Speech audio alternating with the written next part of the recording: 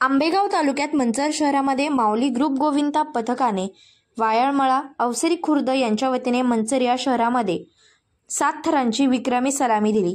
अवसरी खुर्द येथील वायळमळामधील माऊली ग्रुप गोविंदा पथक यांनी दिनांक 16 ऑगस्ट 2025 रोजी मंचर येथील राष्ट्रवादी काँग्रेस आयोजित दहीहंडी उत्सवात आंबेगाव तालुक्यातील प्रथमच 7 थरांची यशस्वी सलामी देऊन एक नवी विक्रम केला आहे।